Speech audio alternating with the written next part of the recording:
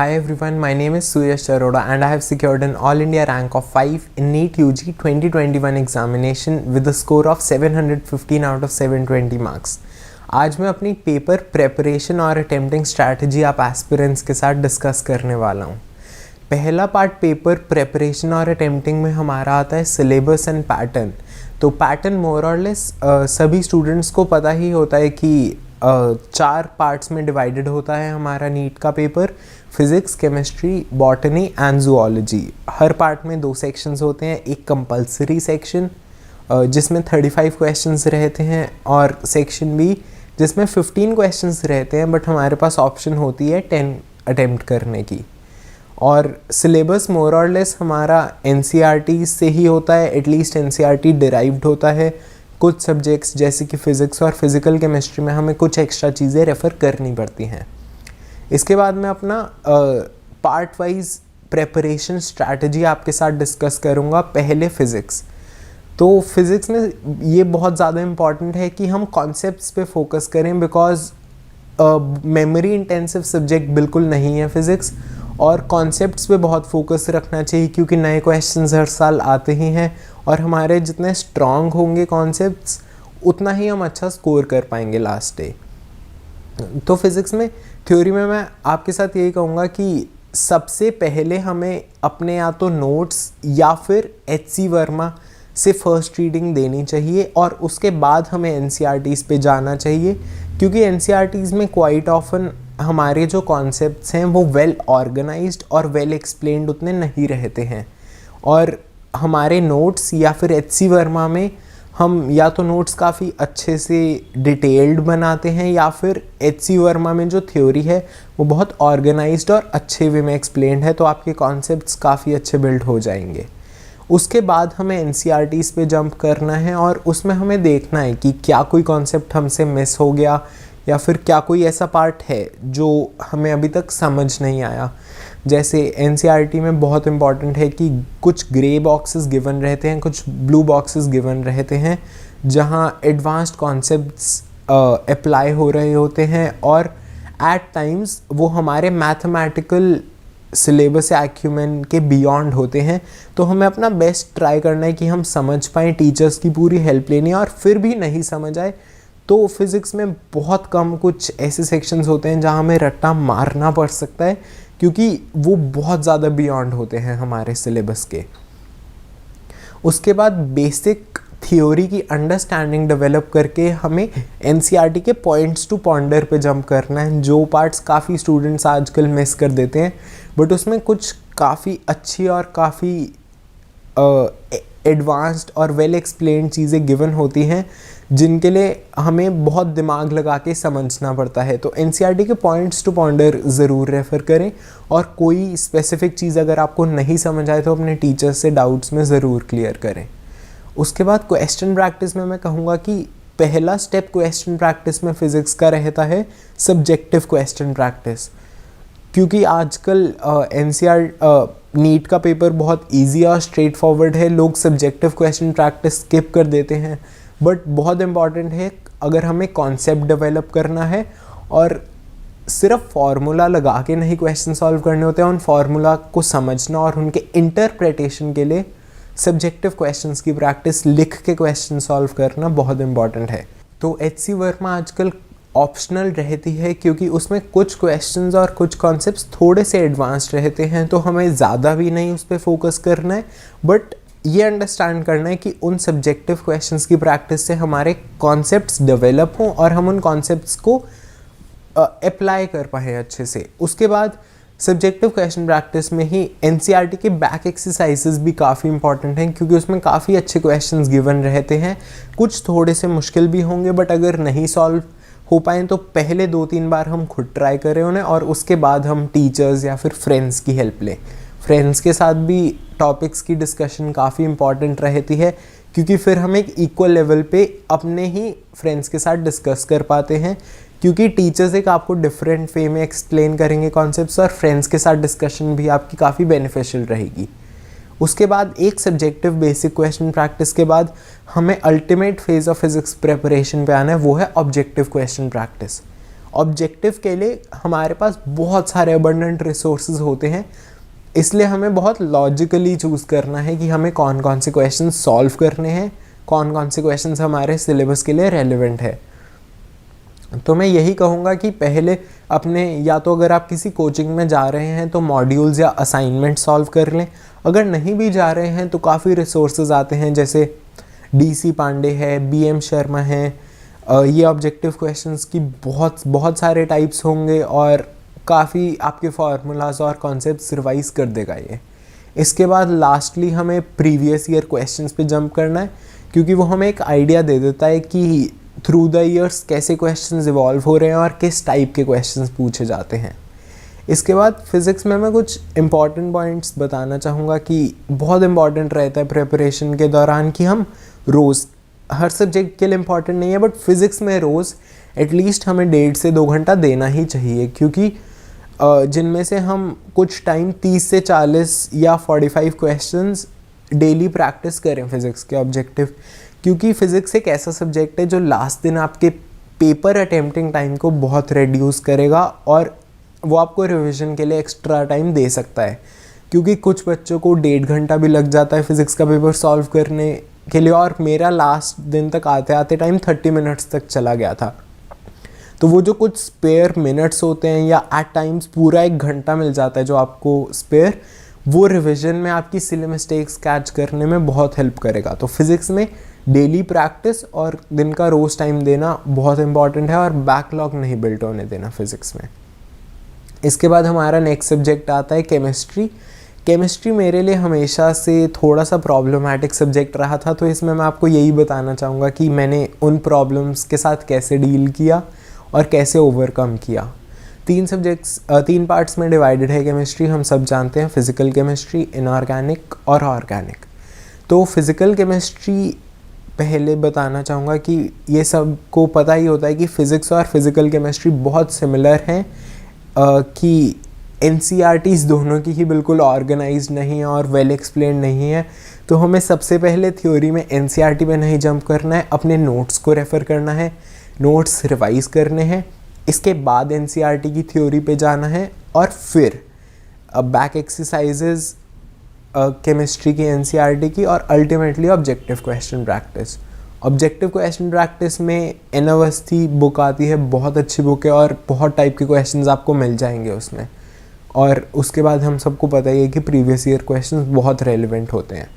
Physics और physical chemistry में एक और पॉइंट कहना चाहूँगा कि दोनों सब्जेक्ट्स के जो पहले 2-3 चैप्टर होते हैं वो पूरे सब्जेक्ट में बाद में अप्लाई होते हैं, जैसे कि मोल कॉन्सेप्ट हो गया, हमारे फिज़िक्स में वेक्टर्स हो गए, basic maths, units and dimensions. तो जो पहले बेसिक और कॉन्सेप्ट बिल्डिंग वाले चैप्टर्स हैं वो हमें बहुत अच्छे से करने हैं, क्योंकि वो हर जगह अप्लाई होंगे। तो फिज़िक्स और फिज़िकल केमिस्ट्री में ये बहुत ध्यान रख के चलना है कि मेमोराइजेशन पे कम ध्यान दें इनिशियली और कॉन्सेप्ट बिल्डिंग पे फोकस करें। इसके बाद हमारे जो रिमेनिंग टॉपिक्स हैं वो रिलेटिवली मेमोरी इंटेंसिव रहते हैं। उनमें पहले आता है हमारे पास इनऑर्गेनिक केमिस्ट्री।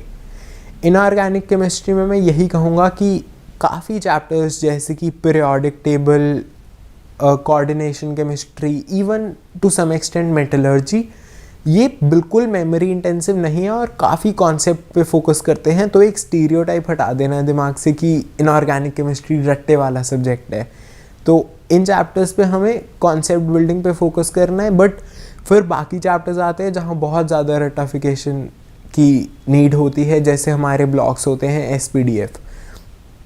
उनके लिए मैं आपको यही गाइड करूँगा कि शॉर्ट नोट्स बनाएं, मेमोरी मैप्स बनाएं, स्टिकी नोट्स अपने स्टडी टेबल के आगे लगा दें, जैसे भी आपको कन्वीनियंट रहे, ताकि आप उन चीज़ों को बार बार पढ़ेंगे, लिख के याद करेंगे तो वो चीज़ें आपके दिमाग में एनग्रेव हो जाएंगी और फिर वो कभी नहीं भूलेंगी।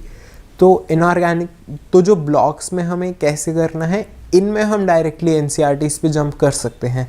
पहले NCERTs अच्छे से पढ़ें, जो जो चीज़ें याद हैं वेल एंड गुड, उसके बाद हमें वो चीज़ें सेपरेट कर लेनी है और एक नोटबुक या फिर शॉर्ट नोट्स में लिख लेना है, ताकि हम 1-2 दिन इन्हें बार बार पढ़ें और फिर वो हमें याद हो जाएं। स्टिकी नोट्स यूज़ कर सकते हैं, जैसे मैंने आपको पहले बोला था। इनऑर्गेनिक में मैं ऑब्जेक्टिव क्वेश्चन प्रैक्टिस के लिए कहूँगा कि VK जायसवाल एक बुक आती है, वो उसमें आप chapters like chemical bonding, periodic table, coordination, जो भी लॉजिकल चैप्टर्स हैं वो आप सॉल्व ज़रूर करें। बट ब्लॉक्स के लिए मैं रेकमेंड करूँगा कि कुछ एक्स्ट्रा करने की ज़रूरत नहीं है, क्योंकि अगर आपको कुछ आउट ऑफ सिलेबस चीज़ें मिलेंगी आप पैनिक होगे एंड वो आपको प्रेशर देगा, स्ट्रेस देगा, उसका कोई फ़ायदा नहीं है। क्योंकि नीट बहुत ज़्यादा एनसीईआरटी बेस्ड हो गया है, स्पेशली मेमोरी इंटेंसिव सब्जेक्ट्स में। तो ब्लॉक्स के लिए एनसीईआरटी पे फोकस करें, और प्रीवियस ईयर क्वेश्चंस तो बहुत ज़्यादा रेलिवेंट हैं ही। तो इसके बाद हमारा आता है ऑर्गेनिक केमिस्ट्री। ऑर्गेनिक केमिस्ट्री मेरे लिए थ्रू आउट थोड़ी बहुत प्रॉब्लम थी, क्योंकि यूजुअली क्या होता है ऑर्गेनिक में कि काफ़ी चीज़ें रट्टे वाली ही होती हैं। जैसे एक लाइन का रिएक्शन है, एक ही टाइप का है, तो उसमें कुछ जगह ज़रूरत नहीं होती है कि हम उनके 10 पेज के मैकेनिज़्म याद करने लग जाएं जब एक ही टाइप का रिएक्शन है। तो ये बहुत रेलेवेंट है कि हमें ऑर्गेनिक केमिस्ट्री में जो चीज़ें नहीं पढ़नी उन्हें भी सेपरेट आउट करना आना चाहिए, क्योंकि वो कुछ चीज़ें एम्स के टाइम आती थी वो अब नीट में नहीं पूछी जाती हैं। तो जो लॉजिकल रिएक्शंस हैं जैसे कि SN1, SN2, एलिमिनेशन के टाइप्स हैं, बहुत सारे जो कॉमन टाइप के रिएक्शंस आते हैं उनके मैकेनिज़म्स, नेम रिएक्शंस के मैकेनिज़म्स याद करना बहुत इंपॉर्टेंट है, क्योंकि वो एक कॉन्सेप्ट बिल्ड कर देते हैं। बट कुछ जगह हम जहाँ रट्टा मारना ज़्यादा यूज़फुल लग रहा है तो उसमें शर्माने की कोई ज़रूरत नहीं है अगर मैकेनिज़्म आपको नहीं आता, क्योंकि नीट में अल्टीमेटली सिर्फ वो रिएक्शन ही पूछा जाएगा जैसा ट्रेंड आ रहा है नीट के पेपर का। और ऑर्गेनिक केमिस्ट्री में मैं यही कहूँगा कि एनसीईआरटी के जो लास्ट 3 चैप्टर्स रहते हैं हमारे, जैसे कि बायोमॉलिक्यूल्स हो गए, केमिस्ट्री इन एवरीडे लाइफ हो गया, पॉलीमर्स हो गए, ये 3 ऐसे सेक्शंस हैं जो हम लास्ट में पढ़ाए जाते हैं, तो हम इन्हें लाइटली ले लेते हैं और हमें स्किप कर देते हैं। बट इनसे बिल्कुल एनसीईआरटी की लाइनों पे क्वेश्चन आने शुरू हो गए हैं। तो मैं कहूँगा कि इवन अमाइनो एसिड्स के सारे स्ट्रक्चर्स आपको याद होने चाहिए, उनके शॉर्ट फॉर्म्स, एब्रिविएशंस जो भी होते हैं वो याद होने चाहिए, क्योंकि ये ऐसे जगह हैं जहाँ से क्वेश्चंस अभी तक चाहे ना भी आए हों, इन जगह से क्वेश्चंस आ सकते हैं, क्योंकि एनसीईआरटी के स्ट्रेट आउट फैक्ट्स हैं और अगर अभी तक नहीं पूछे गए हैं तो इन जगह से क्वेश्चंस आने की प्रोबेबिलिटी और बढ़ जाती है। इसके बाद मैं यही कहूँगा कि ऑर्गेनिक केमिस्ट्री की क्वेश्चन प्रैक्टिस के लिए एक बुक आती है MS चौहान, वो अगर आप करना चाहे तो कर सकते हैं। बट अगर कुछ लग रहा है कि ज़्यादा आउट ऑफ सिलेबस हो रहा है तो उस पर ज़्यादा ड्वेल करने की ज़रूरत नहीं है, उसे आप स्किप कर भी सकते हैं। केमिस्ट्री में ऑर्गेनिक के लिए भी short notes, memory maps, charts का आप इस्तेमाल कर सकते हैं, निमोनिक्स, ताकि आप क्विकली चीज़ों को याद रख पाएँ और जल्दी चीज़ें आपसे मेमोराइज हो जाएं। इसके बाद हमारा लास्ट सब्जेक्ट आता है बायोलॉजी, और आप थक गए होगे सुन के कि बायोलॉजी में एनसीईआरटीज़ कितनी इंपॉर्टेंट है, और उसके बाहर का पिछले 2 सालों में मेरे ख्याल से एक भी क्वेश्चन नहीं आया है। तो बायोलॉजी में एनसीईआरटीज़ पे बहुत ज़्यादा फोकस करने की ज़रूरत है। उनके सिर्फ थ्योरी नहीं, डायग्राम्स भी, जो पहले साइंटिस्ट की डिस्क्रिप्शंस दी होती हैं, एक एक वर्ड को समझ के इंटरप्रेट करना बहुत इंपॉर्टेंट है, क्योंकि डायरेक्टली लाइनों पे क्वेश्चंस आ रहे हैं, बहुत ड्रॉप हो गया बायोलॉजी का लेवल, तो हमें बहुत ज़्यादा करने की ज़रूरत नहीं है, सिर्फ एनसीईआरटीज़ पे फोकस करना है, एनसीईआरटीज़ के शॉर्ट नोट्स बनाने हैं, एनसीईआरटी को लिख के याद कर सकते हैं आप अगर कुछ चीज़ें आपको भूल रही हैं, एंड रिपीटेड रिविजन्स बहुत ज़्यादा इंपॉर्टेंट हैं। थ्योरी में मैंने बता ही दिया कि एनसीईआरटी के अलावा या कुछ चीज़ें नोट्स में अगर आपके एक्स्ट्रा दी हैं तो वो आप अपनी एनसीईआरटी में साइड पे लिख लें, ताकि लास्ट डे पर एक ही सोर्स ऑफ आपके पास रिविजन रहे। उसके बाद क्वेश्चन प्रैक्टिस में मैं बायोलॉजी में मैं यही कहूँगा कि एक बुक आती है NCERT at your finger tips MTG की, और एक अरिहंत की आती है मास्टर दी एनसीईआरटी। ये 2 किताबें बहुत ज़्यादा टू द पॉइंट हैं और नीट के लिए बहुत रेलिवेंट किताबें हैं, और इसके अलावा प्रीवियस ईयर क्वेश्चंस आप कर ही सकते हैं बायोलॉजी के लिए। इसके बाद आती है हमारी पेपर अटेम्प्टिंग स्ट्रैटेजी। उसमें मैं यही कहूँगा कि ज़्यादातर हमें यही कहा जाता है कि बायो पहले अटेम्प्ट करें, फिर केमिस्ट्री और फिर फिज़िक्स, बट मैं ये कहूँगा कि पहले वो सब्जेक्ट अटेम्प्ट करें जो आपको लगता है आपका सबसे स्ट्रॉन्ग है और जहाँ आपको लगता है आप मैक्सिमली स्कोर कर सकते हैं, तो मेरी पेपर अटेम्प्टिंग स्ट्रैटेजी हमेशा से पहले फिज़िक्स, फिर बायो एंड फिर केमिस्ट्री की रही है, क्योंकि वही ऑर्डर था मेरे स्ट्रेंथ का सब्जेक्ट्स में। तो वो आप पे डिपेंड करता है कि आपका सब्जेक्ट कौन सा स्ट्रॉन्ग है, बट ज़रूरी नहीं है कि अगर सब लोग कह रहे हैं कि पहले बायो अटेम्प्ट करना है वही करें। जो आपको लगता है आपका सबसे स्ट्रॉन्ग सेक्शन है, चाहे वो केमिस्ट्री हो या फिज़िक्स हो या बायो हो, वो पहले अटेम्प्ट करें रादर दैन सब लोगों की बात मानने से। इसके बाद मैं यही कहूँगा कि पेपर अटेम्प्टिंग टाइम बहुत ज़्यादा इम्पॉर्टेंट है कि जब हम प्रिपेयर कर रहे हो, जब हम अपने मॉक टेस्ट दे रहे हो, तो पेपर अटेम्प्टिंग टाइम हम 2 घंटा 45 मिनट से ज़्यादा ना जाने दें। 15 मिनट स्पेयर ज़रूर रखें, एक बफर टाइम, ताकि लास्ट दिन कुछ मिसहैप होता है, लास्ट दिन लंबा पेपर आ जाता है, तो फिर हमारे पास एक बफर टाइम रहना चाहिए। और लास्ट डे कुछ भी हो सकता है, हमें ज़्यादा टाइम लग सकता है, हम ज़्यादा नर्वस एंग्शियस हो सकते हैं, तो एक 15 मिनट स्पेयर रखना हमेशा काफ़ी हेल्पफुल और काफ़ी बेनिफिशियल रहता है। फिर मैं यही कहूँगा कि इनिशियल स्ट्रैटेजी यही रहती है कि पहले पेपर हमारा 1.5 से 2 घंटे में हो जाए, ताकि एक रिविज़न टाइम आपके पास रहे। वो आप पे डिपेंड करता है कि अगर आप नहीं कर रहे हैं ज़्यादा सिली मिस्टेक्स तो, और आपको नहीं फील होता है रिविज़न की नीड, तो आप ना करें। बट मेरी स्ट्रैटेजी हमेशा से यही रही थी कि एक रिविज़न हो जाए तो बढ़िया रहता है, क्योंकि मुझे लास्ट डे भी 3 से 4 गलतियाँ मिल गई थी रिविज़न के टाइम। जैसे एक क्वेश्चन आया था, स्पेलिंग में ही डिफरेंस था, हेट्रोस्पोरस और हेट्रोसोरस वाला इस बार नीट में, तो वो एक मेरे को गलती मिल गई थी, जिससे मुझे एडिशनल 5 मार्क्स मिल गया और मेरा रैंक कुछ से कुछ होता अगर वो गलती मुझे ना मिल पाती। तो रिविज़न की भी बहुत इंपॉर्टेंस है हमारे पेपर में। उसके बाद मॉक टेस्ट हमें देने चाहिए, स्पेशली 3 महीने पहले पेपर के हमें फुल सिलेबस टेस्ट शुरू कर देने चाहिए, और हमें ट्राई करना चाहिए कि हम उसी टाइम फ्रेम में दें, 2 to 5 जो यूजुअल नीट का पेपर रहता है, या आपके टाइम जो भी होगा उसी टाइम फ्रेम में अटेम्प्ट करें, और 15 मिनट अपना बफर टाइम छोड़ दें। OMR से ज़्यादा फ्लुएंसी बनाने के लिए अगर आप किसी कोचिंग में जा रहे हैं तो वहाँ आपको मिल ही जाती है, अगर नहीं जा रहे हैं तो आपको अगर कोई प्रिंट आउट मिल सकता है, तो उस पर प्रैक्टिस करना 15 दिन पहले पेपर के बहुत हेल्पफुल रहता है। इसके बाद तो मैं यही कहूँगा कि अगर आप ओलंपियाड्स और KVPY की प्रिपरेशन कर रहे हैं तो वेल एंड गुड, उसके लिए मैं आपको कुछ बुक्स बता सकता हूँ। जैसे फिज़िक्स मोर और लेस हो जाता है कवर HC वर्मा से, एंड एक्स्ट्रा करना है आप JEE मेंस और एडवांस्ड के प्रीवियस ईयर क्वेश्चंस कर सकते हैं। केमिस्ट्री के लिए जो मैंने प्रैक्टिस बुक्स बताई थी वो मोर दैन सफिशिएंट होती हैं। केमिस्ट्री ओलंपियाड के लिए आप सॉलोमन फ्राइल रेफ़र कर सकते हैं, एंड बायोलॉजी ओलंपियाड की प्रिपरेशन करनी है तो आप कैम्बल को रेफ़र कर सकते हैं। बट तीनों की प्रिपरेशन करने की ज़रूरत नहीं है, कोई 1 या 2 चूज़ करेंगे एट मैक्स तो ज़्यादा एफिशिएंट रहेगा और आपको सब्जेक्ट में ज़्यादा प्रोफिशिएंट और कॉन्सेप्चुअली स्ट्रॉन्ग बनाएगा।